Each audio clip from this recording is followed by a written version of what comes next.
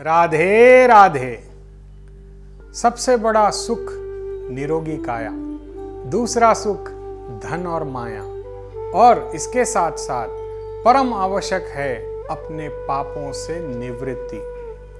आज की तारीख में हर व्यक्ति ये सोचता है कि मैंने थोड़ा सा काम कर दिया और मेरे को बहुत पुण्य चाहिए, हर आदमी को पुण्य चाहिए। देखिए, आज की तारीख में सबसे बड़ा प्रॉब्लम है कि हम क्या कर रहे हैं इस पे विशेष रूप से ध्यान देते हैं, परंतु ये ध्यान नहीं देते कि कभी भी हम जब पुण्य कमाते हैं तो हमें इसका बखान नहीं करना है, हमें किसी को नहीं बताना है कि हम क्या कर रहे हैं। शास्त्र तो ये भी कहता है कि यदि हम इस हाथ से देते हैं तो इस हाथ को पता नहीं चलना चाहिए कि हमने क्या दान दिया है। इसी श्रृंखला में हमें अग्नि पुराण के 172 यानी 172वें अध्याय में बहुत ही अच्छा एक स्तोत्र प्राप्त होता है जिसे हम कहते हैं सर्व पाप नाशन स्तोत्र, यानी सब पापों का नाश करने वाला स्तोत्र। ये आपको अग्नि पुराण, जैसे हमारे पास बहुत ही पुण्य कार्य करता है गीता प्रेस गोरखपुर, हम यदि चाहें तो इस गीता प्रेस गोरखपुर से आप ये अग्नि पुराण ला सकते हैं और इस अग्नि पुराण के 172 यानी 172वें अध्याय में ये सर्व पाप नाशन या सर्व पाप निवारण स्तोत्र का बहुत ही अच्छा उल्लेख दिया गया है। यदि कोई व्यक्ति नित्य प्रति स्नान करने के बाद यदि श्रद्धापूर्वक इसका नित्य पाठ करता है, इसका श्रवण करता है और इस पाठ के साथ साथ इसका मनन यदि करता है तो उसे विशेष रूप से फल प्राप्त होता है। और आज हम यही करेंगे। आज के युग में हम सबसे ज्यादा परेशान हैं अपने मन से। इसका एक छोटा सा उदाहरण मैं आपको एक कथा के माध्यम से बताना चाहता हूं। जैसे मान लीजिए एक व्यक्ति विवाह करने जा रहा है और वो बहुत ही संपन्न है, और दूसरी जगह और एक व्यक्ति धन से दुखी है और वो निर्धन है, उसकी भी कन्या है और इस धनी व्यक्ति की भी कन्या है। अब जब ये धनी व्यक्ति अपनी कन्या की शादी करना चाहता है तो वो क्या कल्पना करता है कि मैं भव्य रूप से मंडप बनाऊंगा, कम से कम है आपके शहर में से 10 से 5,000 आदमी को बुलाऊंगा, 5,000 या 10,000 आदमियों को इस विवाह उत्सव में सम्मिलित होने के लिए आमंत्रित करूंगा। साथ ही साथ 100 प्रकार के व्यंजन रखूंगा, फूलों से इसका श्रृंगार करूंगा। जीवन के जो उसने अपने कष्ट से, अपनी बुद्धि से जो धन अर्जित किया है, उसका करीब करीब आज के युग के हिसाब से यदि देखा जाए तो 10 करोड़ या 20 करोड़ या 100 करोड़ की वो शादी करना चाहता है, अपनी बेटी के लिए अच्छे से अच्छा करना चाहता है, परंतु क्या उसे फल मिलता है? देखिए, आज के युग में ये सोचना परम आवश्यक है कि हम कैसे व्यय कर रहे हैं, किस जगह हम खर्च कर रहे हैं, क्या हमें सही तरीके से खर्च करना है और किस तरीके से हम पाप या पुण्य कमा रहे हैं। देखिए, होता यह है कि कन्यादान जैसे दानों में 4 दान बहुत ही महान बताए गए हैं। जीवन में क्या होता है कि कोई निर्धन व्यक्ति है, वो ये सोचता है कि मैं कितने कम से कम खर्च में अपनी बिटिया का कन्यादान करूं।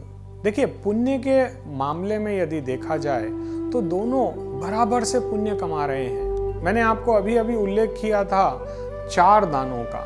तो सर्वप्रथम है विद्यादान, क्योंकि विद्यादान करने से आप किसी व्यक्ति का जीवन पुनीत कर रहे हैं, उसे अपने पैरों पर खड़ा कर रहे हैं, ये बहुत बड़ा दान है। दूसरा होता है कन्यादान, जिसे हर व्यक्ति करना अपना पुण्यार्जन मानता है।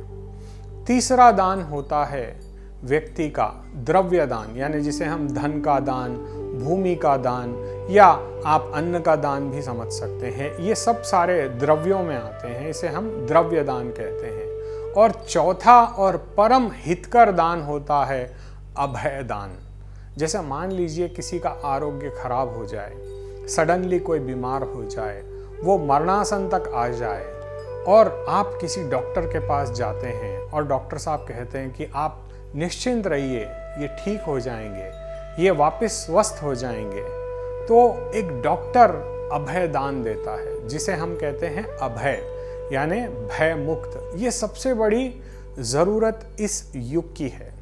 आज हम सभी लोग डर के जी रहे हैं और डर के ही पूजा पाठ करते हैं, डर के ही पुण्य कमाने के चक्कर में जाते हैं, जबकि परमात्मा एक ऐसी दिव्य शक्ति है जो प्रेमाभूति है, यानी उनको प्रेम चाहिए। वहाँ यदि आप डर से काम लेंगे तो वो ज़्यादा दिन नहीं चलेगा। आप देखिए भगवान कृष्ण को, भगवान कृष्ण जैसे ही जन्म लिया, कारागार में जन्म हुआ, उनके माता पिता का संग छूट गया। अब माँ यशोदा ने और नंदलाल जी ने उनका पालन पोषण किया, आगे वो भी छूट गए। जिन ग्वाल बालों के साथ भगवान रहते थे, जिन गोपिकाओं के साथ भगवान रहते थे, उनका साथ भी छूट गया।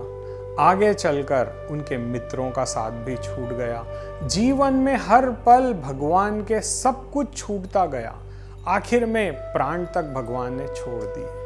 तो जीवन में भगवान ने हर पल कुछ न कुछ खोया है, परंतु उनकी मुस्कुराहट, उनके जो जीवन का प्रेम था, वो कभी समाप्त नहीं हुआ। आपको कोई भी व्यक्ति कुछ बोल दे तो आप दुखी हो जाते हैं। कोई भी व्यक्ति यदि आपकी निंदा करता है तो आप दुखी हो जाते हैं। एक्चुअली होता यह है कि हम किसी की निंदा या किसी की स्तुति से बहुत जल्दी प्रसन्न भी होते हैं और दुखी भी होते हैं, जबकि हमें रहना किस अवस्था में है?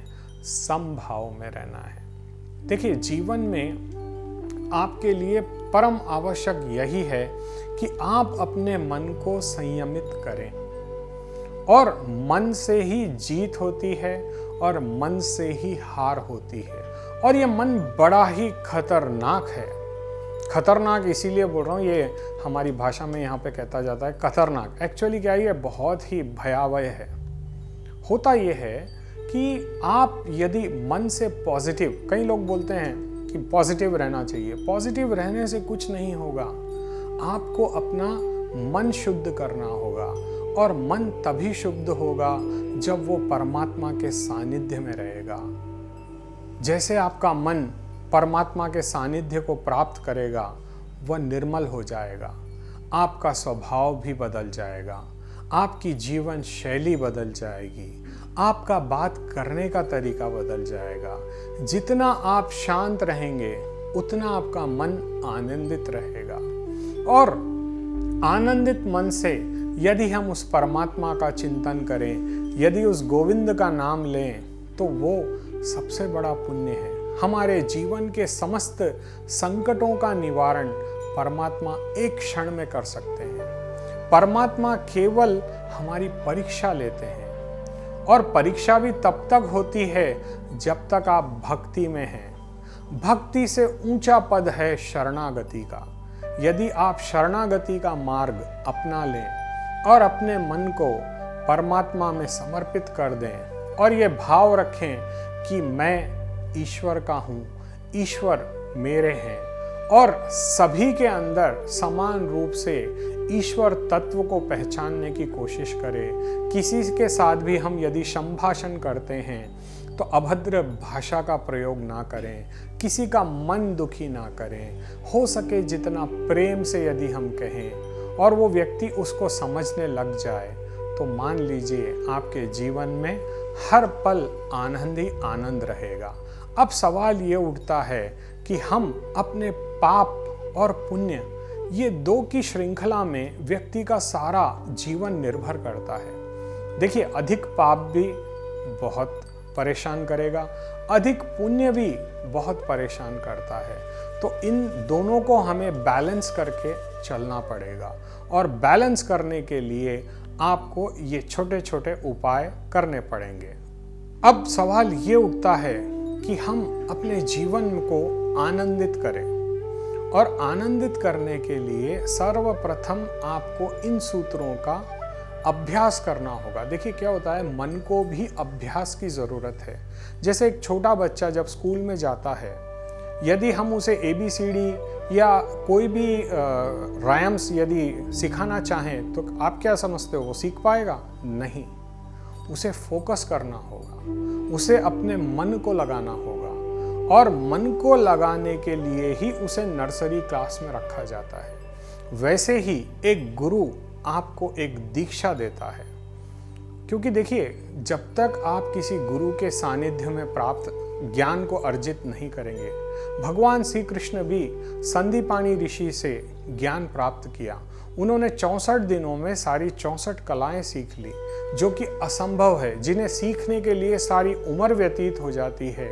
उस ज्ञान को भी भगवान ने गुरु द्वारा ही स्वीकार किया। भगवान श्री राम भी गुरुकुल में ही निवास करते थे और उन्होंने भी गुरु से ही ज्ञान लिया। तो आपके आसपास जो भी गुरुदेव आपको लगते हैं कि ये परम ज्ञानी हैं और इनके मन में किसी भी प्रकार का कोई भी स्वार्थ नहीं है, तो आप ऐसे गुरुदेव से दीक्षित हो जाइए और गुरुदेव द्वारा बताए गए भक्ति मार्ग यानी नर्सरी क्लास के प्रथम कक्षा में आप अपना प्रवेश ले लीजिए। और इसके साथ साथ जब भी व्यक्ति का यज्ञोपवीत संस्कार होता है तो हमें गायत्री मंत्र की दीक्षा दी जाती है। आपको पता है गायत्री मंत्र इतना पावरफुल है, ये एक छोटा सा सूत्र भी है जो आज हम आपको देना चाहते हैं। यदि कोई व्यक्ति त्रिकाल गायत्री करता है या कम से कम नित्य 108 बार यदि गायत्री मंत्र का जाप करता है तो उसका मन शुद्ध हो जाएगा। देखिए होता यह है कि सबसे पहली आपकी जो शक्ति है वो है आपका मन, क्योंकि मन, बुद्धि और परमात्मा ये तीनों आप ही के अंदर है। देखिए मन भी आपके अंदर ही है, बुद्धि भी आपके पास है और परमात्मा भी अंदर ही निवास करता है। तो यदि आप इन तीनों शक्तियों को सम्मिलित करेंगे, जैसे मान लीजिए आप एक वाहन चला रहे हैं, यदि 2 पहिए का वो वाहन रहा तो वो वाहन गिर सकता है। जैसे कि मान लीजिए आपका 2 व्हीलर यानी आपका मन और बुद्धि, यदि इस 2 व्हीलर को आप लेकर के कहीं भी चलेंगे और कहीं भी यदि आपका ध्यान भटक जाए या आपका नेत्र सामने यदि आप देख ना पाएं तो क्या हो जाएगा? दुर्घटना हो जाएगी, आप गिर सकते हैं, आपको चोट लग सकती है, मार लग सकती है। वैसे ही यदि उसको 3 व्हीलर बना दें तो 3 व्हीलर, आप बोलेंगे 3 व्हीलर कैसे बनाएंगे?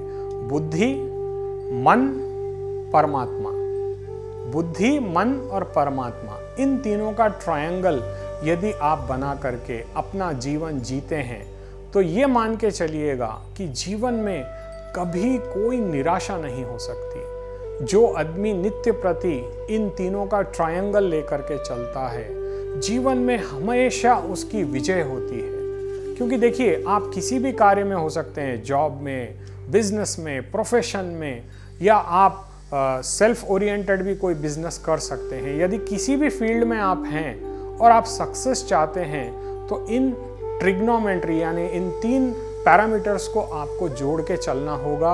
और यदि आप ऐसा करते हैं तो जीवन में आपके समस्त पापों का नाश होगा और परमात्मा की दिव्य कृपा आपको प्राप्त होगी।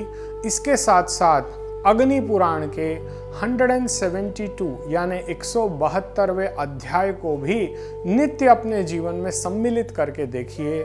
आपके जीवन में हमेशा खुशहाली रहेगी, आपका घर धन धान्य से परिपूर्ण रहेगा, आपको आरोग्य, आयुष, यश, समृद्धि प्राप्त होगी।